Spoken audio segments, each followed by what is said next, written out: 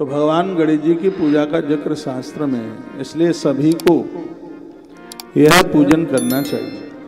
कितना अच्छा लिखा है कि बेटियां करती हैं तो गुणवंतम कुलीनम च पतिम साधुम धनान्वितम, दुर्गुणहीन सदगुणों से भरा हुआ उसको पति मिलता है। एक बेटी को ससुराल में सब कुछ मिल जाए और यदि पति ठीक नहीं मिला है तो सब बेकार है, व्यर्थ है, किसी मतलब का नहीं है। दूध तो बहुत गाढ़ा है, मलाई जैसा है, पर एक बूंद उसमें मिट्टी के तेल की पड़ी है तो वो किसी काम का नहीं।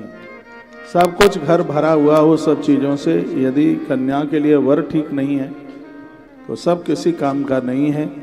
तो भगवान गणेश जी की कृपा, गुणवंतम कुलीनम च पतिम साधु धनान्वितम, उसे जो पति मिलता है वो गुणवान होता है, धनवान होता है और अच्छे परिवार का होता है।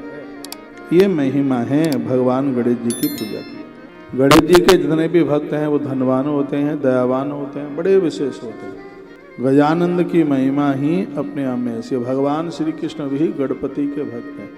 प्रत्येक दिन जैसे राम जी महादेव की पूजा के बिना जल भी नहीं पीते थे, भगवान श्री कृष्ण गणपति की पूजा के बिना जल तक नहीं पीते।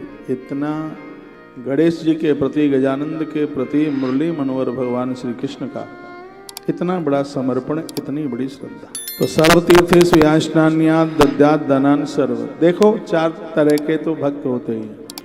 एक वो हैं जो विष्णु को मानते हैं, जिन्हें वैष्णव कहते हैं। एक वो हैं जो शंकर जी को मानते हैं, उन्हें स्मार्त कहते हैं। एक वह हैं जो माँ दुर्गा को मानते हैं, जिन्हें शाक्त कहते हैं। और एक वह हैं जो भगवान सूर्य को मानते हैं। ये भक्त हैं। मैं आप सबको निवेदन करना चाहूँगा, गणपति को न मानने वाले वो कोई भक्त नहीं है, कुछ भी नहीं। पंचदेव उपासना में भगवान गजानंद का नाम आता है, भगवान गणपति का नाम आता है। आज मैं आपको कुछ चतुर्थियों को लेकर के कथा सुनाऊंगा। एक वर्ष तक कोई भगवान गणपति की महीने में 2 चौथ पड़ती हैं, तो दोनों चतुर्थी का व्रत कर ले, उनके जीवन की जो भी कुछ कामनाएं होंगी वो सब उन्हें प्राप्त हो जाएगी। ऐसे भगवान गणपति, ऐसे गजानंद।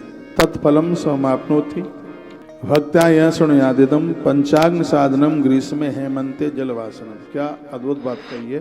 पानी में डूबकर जिसने तप किया, सर्दी में ठंड में बिना वस्त्र पहने हुए जिसने सर्दी को झेला, धूप में और अग्नि में बैठकर जिसने तप किया, उससे जितना पुण्य प्राप्त होता है वही पुण्य प्रत्येक दिन भगवान गणपति की पूजा करने से उतने ही फल की प्राप्ति हो जाती है।